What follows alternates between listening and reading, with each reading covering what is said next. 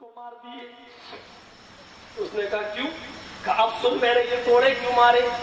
کہا کہ جب تیری بیٹی کا یہ عیب چھپا ہوا تھا تو تو نے مجھے کیوں بتایا؟ ابھی تک صرف تم جانتے تھے اور تمہاری بیٹی جانتی تھی، تو مجھے کیوں بتایا اپنی بیٹی کے غیر موجودگی میں؟ سزا کے طور پہ ویسے نہیں مارا. اب سنو، تم مسئلہ پوچھنے آئے ہو تو مسئلے کا جواب سنو. حضرت عمر فاروق نے بڑا دلچسپ اور بڑا سلجھا ہوا مشورہ دیا.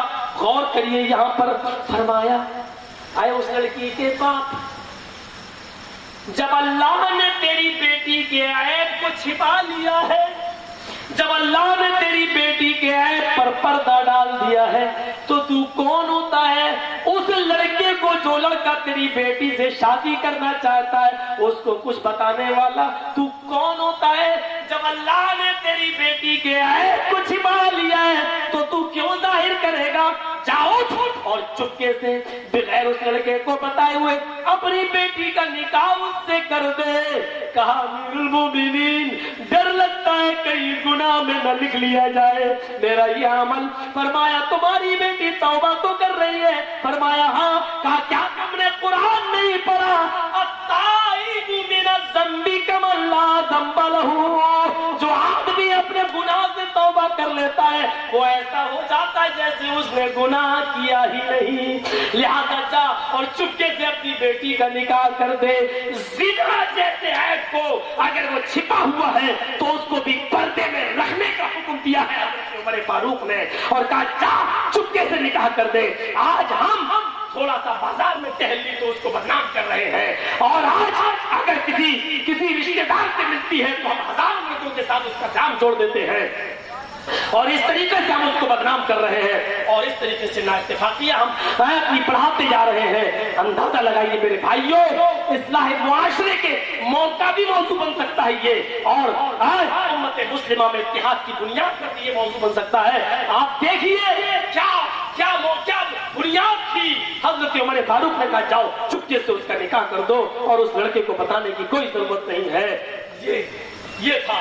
اب اندازہ لگا یہاں غیبتوں پہ غیبت ہو رہی ہے. فرمایا جب اللہ نے چھپا لیا ہے تو تم کون ہوتے ہو بتانے والے؟ ہمیں اور آپ کو چاہیے کہ ہم اور آپ اتفاق اور اتحاد کا مظاہرہ کریں. صرف ایک واقعہ اور آپ کے سامنے رکھ دوں، اور بڑا دلچسپ واقعہ.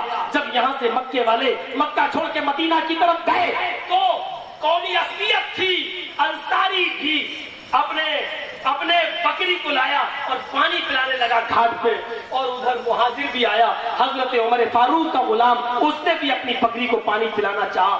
گھاٹ ایک ہی تھا، تالاب ایک ہی تھا.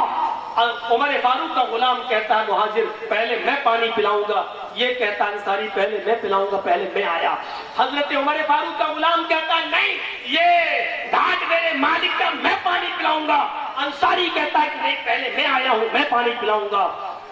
ایک نے ایک تھپڑ مار دیا، ادھر سے یہ چلایا یا اہل الانصار، آئے انصاریوں دیکھو یہ مہاجری یہ مارنے پر تل گئے ہیں، ہمیں خبر لے رہے ہیں میری. ادھر سے یہ چلایا یا اہل المہاجر، آئے مہاجروں جمع ہو جاؤ. مہاجر بھی آ گئے، ادھر سے انصاری جمع ہو گئے. مکے والے اور مدینے والے آپس میں جمع ہیں. دو قومی اصلیت جوش میں آ گئی. وہی جہالت جو پہلے بھری ہوئی تھی، ابھی نیا اسلام لائے تھے، ابھی تعلیمات سے آشنا نہیں تھے، ابھی قومی اصلیت بھری ہوئی تھی. تلواریں نکل آئیں، انصاری مسلمانوں، انصاری مہاجر کی طرف بڑھنے لگے، مہاجر انصاریوں کی طرف بڑھنے لگے. جناب محمد رسول اللہ کو خبر دی جاتی ہے اللہ کے نبی جب انصار و مہاجر کے بیچ میں آتے ہیں، آپ کی چادر کاندھے سے گر جاتی ہے. کسی نے کہا اس چادر کو اٹھا لو. اللہ کے نبی نے یہ کہہ دیا نہیں، مجھے جانے دو فیصلہ کرنے، مجھے جانے دو انصار و مہاجرین کے درمیان مواخات قائم کرنے، مجھے جانے دو بھائی چارہ قائم کرنے کے لیے.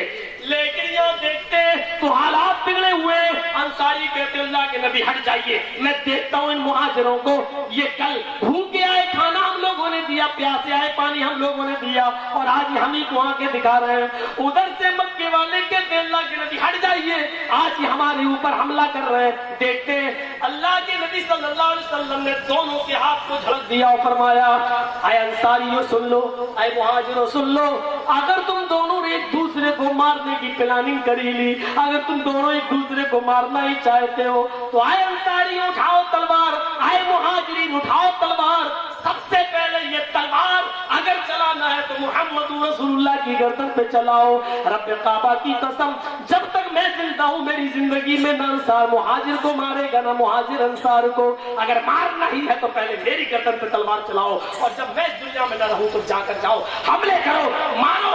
जैसे अंसारियों ने और मुहाजिरीन ने जुमले सुने, उन दोनों ने अपनी अपनी तलवारें फेंक दी और आपस में गले मिल लिए।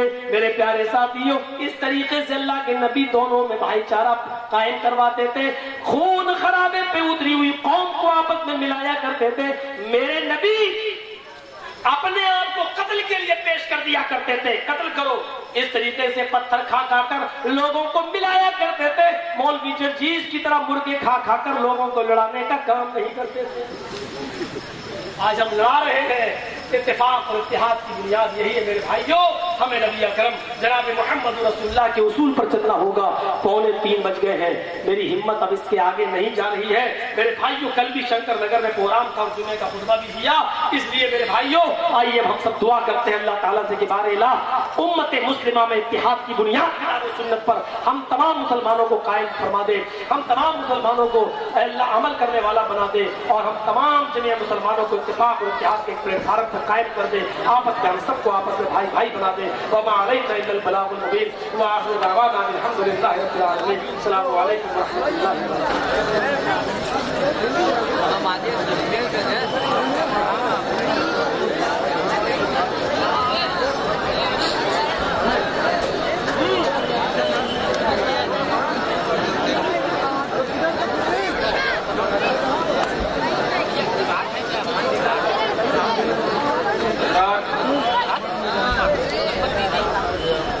जिन हजरात को इस प्रोग्राम का कैसेट चाहिए वो अब्दुल्ला सऊद उस्मानी से राब्ता कायम कर सकते हैं। उनका कॉन्टेक्ट नंबर है 86 87 26 70 80, 86 87 26 70 80। जमीयत उश-शुबानिल मुस्लिमीन की ऑफिस से उनसे राब्ता कायम कर सकते हैं।